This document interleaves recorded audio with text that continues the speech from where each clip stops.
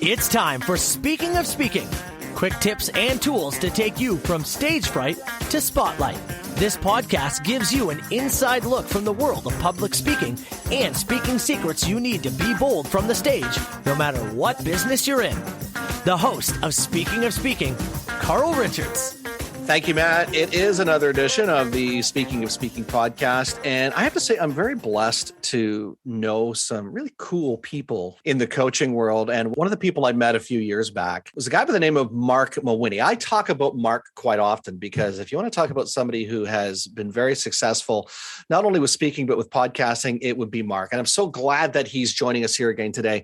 Marc is a lifelong entrepreneur who helps coaches get more clients without paid advertising, by the way. He also is a podcast host, which we're going to talk about that today because I don't think we talked about that much last time. He's the podcast host of the Natural Born Coaches podcast. He has a massive Facebook group called The Coaching Jungle. And he's one of the only people, I think, on planet Earth that still has a physical newsletter that gets, I don't think it's hand delivered, but it goes through the mail to you is it once a month, Marc? I'm trying to remember. It's once a month and it's carrier pigeon we use. Okay. We used to use dinosaurs hauling stone slabs, but the dinosaurs were a little slow. So the tablets is passed down from Marc Mawhinney. Marc Mawhinney, welcome to the podcast. Thanks for having me back on, Carl. I'm so glad that you did agree to come back. It must have been that much fun last time. You thought, you know what, may as well take it one more time. Nostalgia for pre-COVID times because you and I met, I think it was late 2018 at a speaking gig in Toronto. And if we could only go back in DeLoreans and warn Carl and Marc from 2018 what's going to happen, looks like there's light at the end of the tunnel for getting back out doing events and stuff like that. So fingers crossed. But yeah, I'm back on the show. Thanks for having me on. I'm grateful. I love what you're doing in the podcasting world and everything else. So it's fun to be back. Pleasure to have you. And I know you're looking forward to getting back out there and speaking more because as much as podcasting is great and virtual summits are great, you like to be in front of a real crowd, like an actual physical crowd too. Yeah, no, I do without a mask.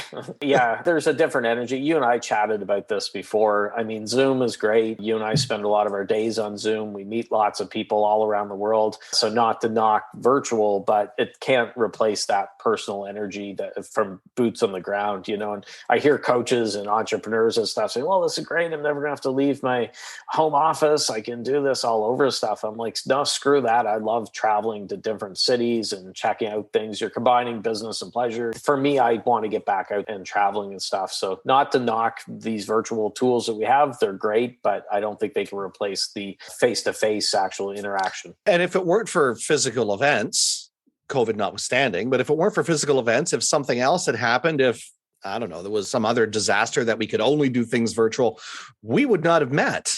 Exactly. If it was a zombie apocalypse or Godzilla attack, you're closer to Toronto. You have to worry about Godzilla and stuff. I'm in Atlantic, Canada. So then again, we're closer to the ocean. So we might get Godzilla attacks here. Might get something like that. Okay. Let's start by talking about your podcast, because one of the things that's the world I live in and play in right now is the podcasting world. And one of the things that amazes people when I'm chatting with them and we're talking about, okay, so you want to start a podcast? Great. How often do you want to, post your show?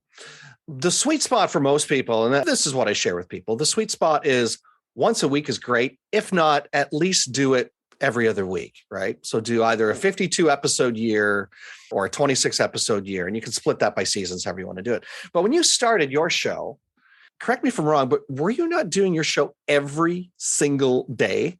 Oh, I got a shiver down my spine because I also at the time edited my own show. And after a year, my twin brother, Matt, started a thing and I handed off to him for editing stuff very gratefully. But yeah, it was crazy. I learned from John Lee Dumas. He and his partner, Kate, had Podcasters Paradise and I joined that.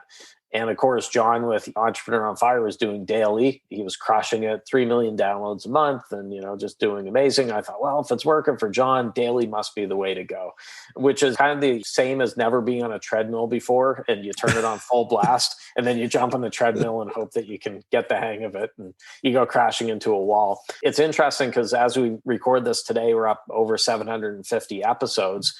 And if you do the math where the show launched November 2014, someone might say, well, how can you be at, almost 800 episodes right now? Well, that's why for the first roughly year, it was a daily show. I kind of did it unique. Some people will either go from a weekly show to a daily show, or from a daily show to a weekly show. I went from 7 days a week to 5 days a week to 3 days a week to 1 day a week. And that's where I've stayed for years now. And I'm very happy with this. For me, that's a sweet spot. My daily activity actually goes more into daily emails that I've been doing for years, but my podcast has stayed at a weekly frequency, and I've maintained my sanity that way.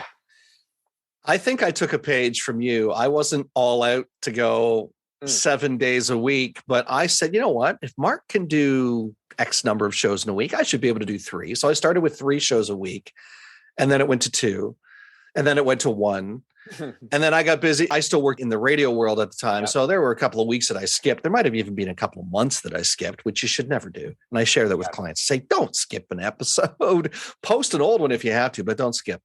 And then I finally realized that, the weekly is probably a good sweet spot, because if you're not posting content, especially in the podcasting world, but if you're not getting out there in front of people on a regular basis, firstly, there is a chance they'll miss you. Yeah. And they'll let you know. They'll say, hey, I haven't heard an episode in a while. Are you okay? Did you have an accident or something? Or they'll forget you. Yeah, because it's so crowded versus years ago, right, when I started. And now that being said, look at Joe Rogan. He's often doing daily. He's doing 3 hours, stuff like that. People are like, oh my God, how can you do that? If I'm getting paid a couple $100 million from Spotify or whoever, I'll do it every day.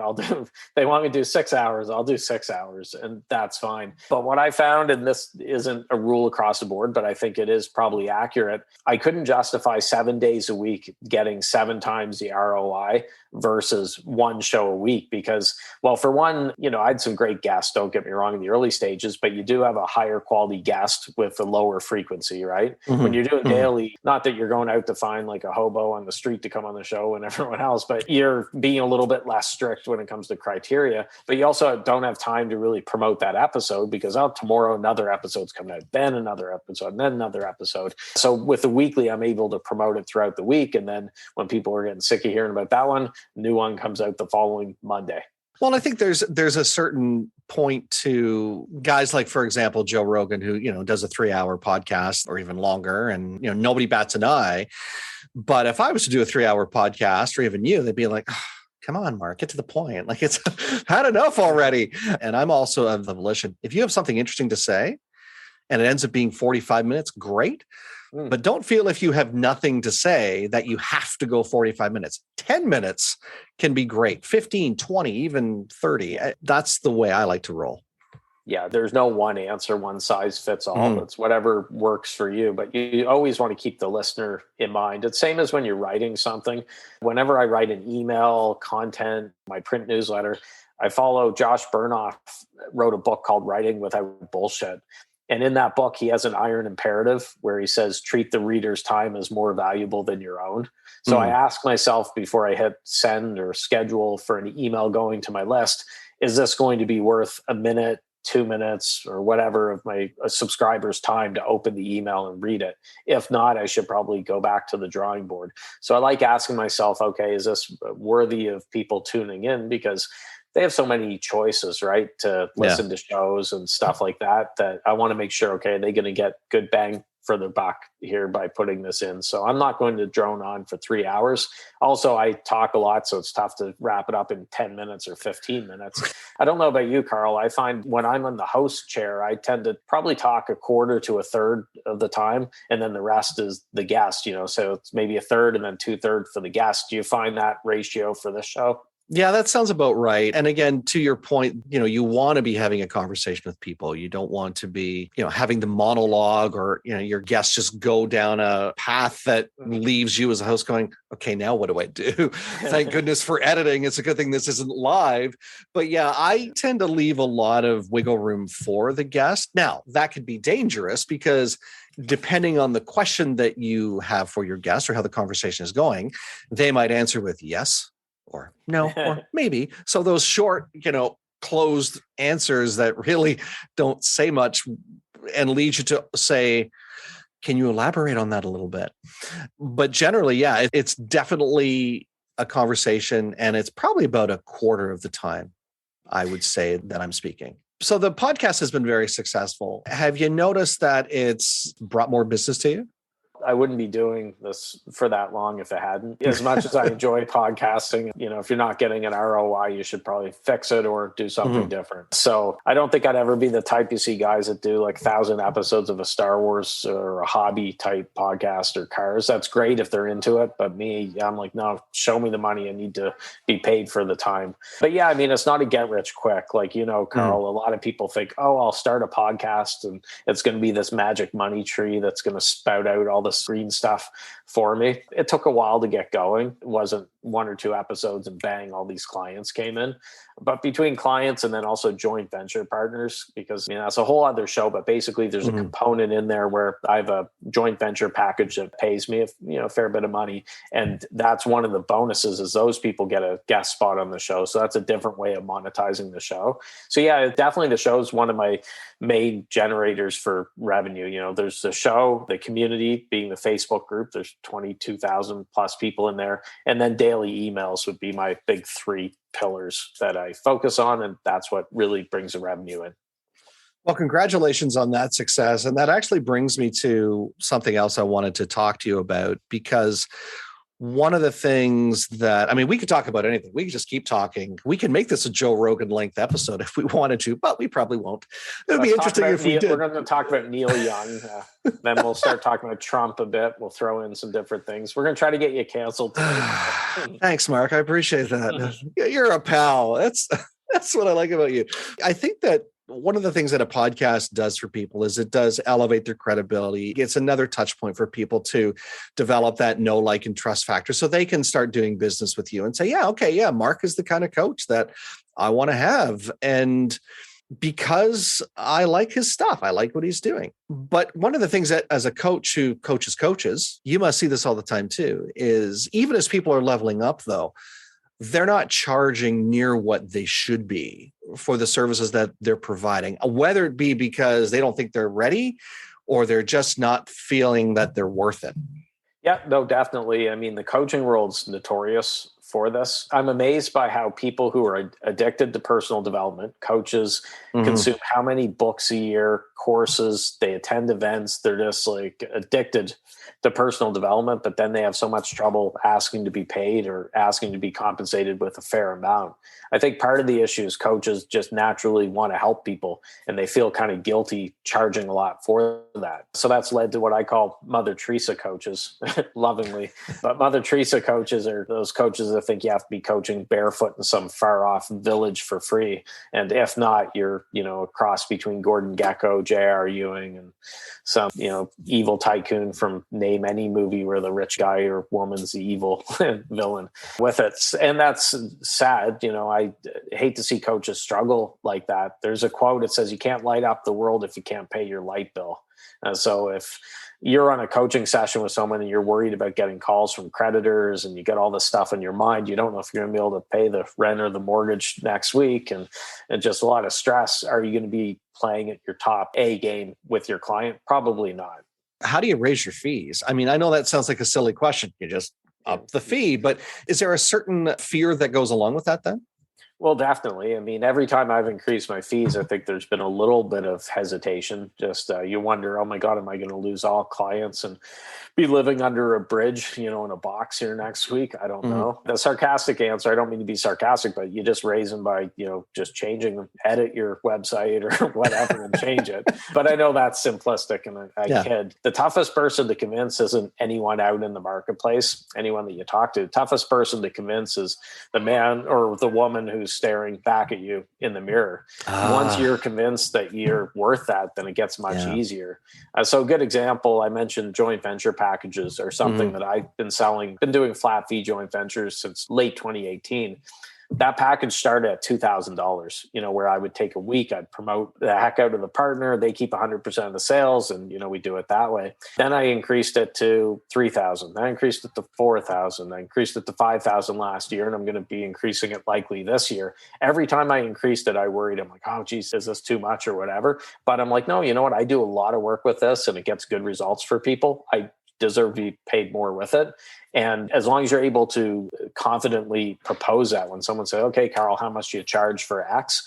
Mm-hmm. No hesitation. You're worth it. You're putting it right out there. It's actually easier than you think. A really quick story. I won't say the coach's name because he told me this. It's not me, is it? No, yeah. Is that why you're not saying the name? It's not Carl. Yeah, we'll call him, what would you say, Craig Richards? No, I'm just joking. It's a coach I know that increased his fees substantially, he told me, and it was to a scary amount that he was really worried about. So he was on his first call after the price increase. This was an audio call, by the way, obviously you'll see from the story. So the guy says, as they're getting into the end where he talks about working together and stuff, is, well, how much, is your package or how much to work with you? And the coach spit out that scary number. And he told me that he had to put his fist in his mouth to keep himself from, what the temptation is. If some people would say, well, I charge this much, but I do this and I do that. And, I'll do this. If you're not happy with this, I'll do this and blah, blah, blah. And they'll try to oversell it. So he said the price or the new fee, put his fist in his mouth. So he just to shut him up. He wouldn't say anything else. And he said that there's only a gap of like 10 seconds or whatever, but he says the longest 10 seconds of his life. And then the guy goes, great, how do I pay? And he's like, ooh, there you go. So it might be a little tough in the beginning. You might be chewing your fist or something like that, but it will get easier. Like right now, I throw a price out to a potential client. And if they try to nickel and dime me or they try to beat me down in price, I'm like, no, this is the price. If you're not interested in it or it's not in your budget, cool, no hard feelings. Or I'll propose like my group coaching program or, a do-it-yourself that could fit their budget. But I just have like a very strong boundary. This is what it is. And we're not going to haggle like you're buying a used car here. Oh my goodness, Marc, this has been a great discussion. I'm so glad you've taken the time out of your day to chat. Anybody interested in working with you or finding out more about your JV programs and stuff, what's the best way for them to reach out to you? Yeah, the main hub is naturalborncoaches.com. That'll get you a podcast, email list, JV info, all that stuff. The Facebook group you're a member of, so thank you for being in there. That's at thatcoachingjungle.com. We'd love to have great people in there. Lots going on, and it's a cool group. So thatcoachingjungle.com. And I'll let you have the final thought before we wrap things up. Oh, boys, final thought. Start a podcast, but I'll put an asterisk on there. Start a podcast, but make sure that you also have a business behind it, because there's no sense starting a show if you don't have a plan to monetize it. And I see that's where a lot of podcasters trip up. They think, oh, I'll just start a show and, the money will come rolling in. There's two halves to that. And one very important half is to make sure that you have a business, a compelling offer, you're clear on who you're helping, and something like that to monetize the show with. So make sure it's not just podcasts. You need a real business behind it as well. Marc Mawhinney, Natural Born Coaches. Thanks so much for joining me today. Thanks, Carl. Thanks for listening to the Speaking of Speaking podcast. Fired up about something you heard today? Want to learn more? Be sure to visit carlspeaks.ca. And don't forget to follow Carl on Twitter at CarlRichards72 or join the Facebook group Speaking of Speaking.